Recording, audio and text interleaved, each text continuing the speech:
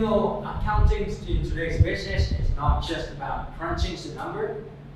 Finance, accounting, analyzing, and auditing has become a rapidly growing career field.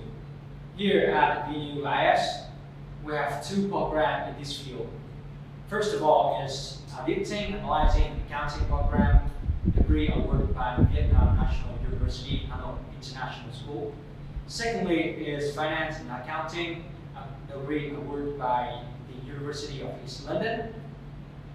Oh, I forgot to go now. The lecture is already here. Bye. All right. Good afternoon, you guys. Glad to be here. Welcome to an auditing section. And my name is Trường, as you guys already know by now. I'm just happy to be here, and first of all, to continue a really kind of difficult topic in auditing. But I believe that everything in audit can be as relevant to your daily life as you make it out to be. And that's something I want accounting student and auditing student at VNU-IS to take a grasp on that. It may sound like a difficult and boring subject, but if we know how to study it and make it relevant to our daily life, it's not as daunting as it may be. And so today is the beginning of the subject that will follow you along your whole auditing and accounting career. And this is a topic that we talk about so much in auditing. And it's something that you may hear a lot about, you may hear so often, but it's a long process to truly understand what they are. And so let's, without any further ado, let's just jump on in. We're talking about internal control today, and I'm sure that a lot of you probably have heard of the word control yourself, right? At least you have a sense of idea what they are, right? So what do you normally think of when you think of control? And I don't want you guys to worry so much about concept or definition in audit right away. Just take the time and really see, how do I understand the word control myself? But I believe that just understand the meanings as you understand it first. And then we start diving in more of the auditing context, okay? And so I kind of suggest some idea for you guys.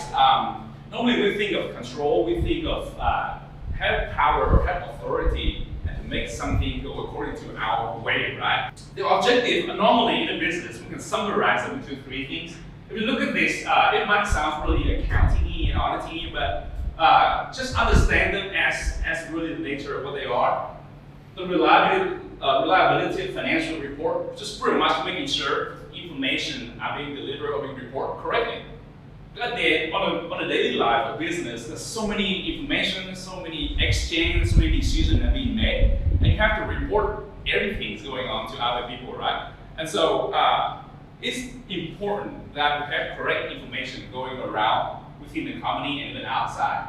And also effectiveness and efficiency, very self-explanatory. Pretty much make sure the business runs well. And also at the end of the day, make sure that we follow the laws and the rules, okay? And so we have to have set up control measures to make sure these three things happen in a business, okay? But why do we care as auditor though? I mean, we just come and audit the financial statements.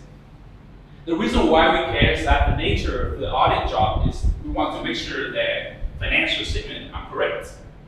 And financial statement, if you guys take previously accounting or any business classes, you know that financial statement pretty much is just a summary of how well the company is doing, right? How well they're doing financially. I believe that in auditing, it's not so much important about what is something or how to do something. Because nowadays, anyone of you ever heard of Google? Yeah, sounds familiar? Yeah, welcome, hey. So if you want to know what is something or how to do something, you can all Google it. You don't really need a lecture to tell you what something is. But something Google may be difficult to tell you is that why is it important? And why do we have to do certain things first before some other things, okay? And so when it comes to internal control, our job is to evaluate whether the control system is effective or not, right? And so we do assessment on control. Of course, with control, there are always a control risk. And what do I think risk is? I'm sure that we've heard this a lot. Oh, there's a risk of something, right? Oh, I don't want to risk that. And I'm pretty sure in other management or business class, you guys probably discuss risk a lot too, right?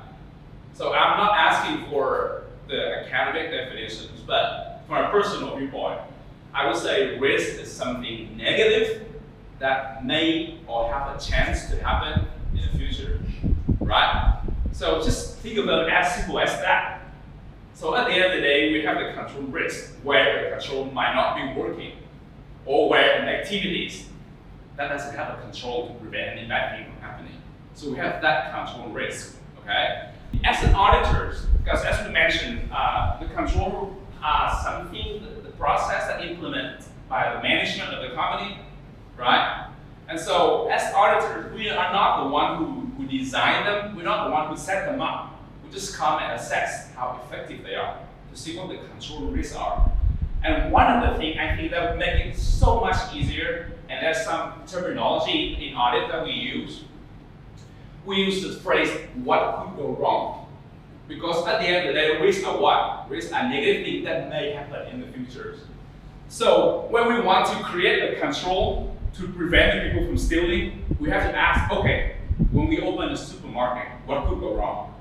People will come in and put stuff in your pocket, really miniatures, really small things, and walk out without us knowing, right? So how do we prevent that wrong thing from happening, right? We create a camera system, or create, maybe have a guard outside, right? So at the end of the day, in order to assess how effective a control is, to see how well a control system is designed, you gotta understand that what could go wrong in that scenario. And now I will have an exercise for you guys. We can practice in scenario. And in auditing, at the end of the day, it's a real profession. All of the auditing class, at least in my audit class, will be how me as an ex-auditor come and help you guys to really see how is it to do actual auditing procedures. Because you guys probably don't need all the definition and terminologies. We can Google them, right? But it's important you can try to think and practice like an auditor. And so why not just start with some what could go wrong scenarios. So what I do is I would probably divide the class into a group of 3 different groups, okay? And I will give a real life scenario in the business. And you guys will be the one that help me to think of what could go wrong in that situation. So with the scenario of an employee spent 10 million on a birthday gift on the VIP birthday. Let's see what could go wrong. All right, welcome last but not least. So, hello to all the students and the teachers. So our group today will present about our 5 ideas about the scenario 1. So in the scenario 1, we dig into 2 aspects about the money problems and the presence problem along with the person who will be given the present. So with the money problems, we think of 2 ideas. It's about the fake bill and stolen money. So for the fake bill, this could be about the employees may pay the money, may pay 10 million, but the numbers on the bill is a different number. Okay. For the case of the stolen money, there's 2 points. The employees can steal it himself, or another person on the street will steal it. While for the ideas about the present and the person who will receive the present, we have 3 ideas here. First is the fake goods. So like Group 2 has presented, there's so many fake goods in Vietnam right now. And so with VIP's customers, they are very emphasized on the authentic of the product that they use. So this is a really big problem. So, and the second one is about buying the wrong present. So you kind of like, it's kind of like the same situation, like you want to buy a Samsung smartphone, but then your friends give you an iPhone. Oh, wouldn't that be an upgrade though, Steph? Thank you. And for the final ideas that we come up with is about buying the present late. So it's kind of like when your birthday has already passed, but you just buy it. It's kind of like you saying that we forgot, you don't care, or you're just trying to make up for the mistake that you did. So that is the 5 ideas that our group came up with. Thank you so much for listening. All right, that's cool. So just to wrap this up, we talked a lot about control today, right? At the end of the day, before we started this whole series, all out the terminology and concept about control and auditing, just understand them first as the measure we use in our daily life, right? And in order to understand control, we're gonna understand them as the point things that could go wrong. So controls are designed to prevent all this from happening, right? Okay? So if that's it for now, so thank you guys for your attention.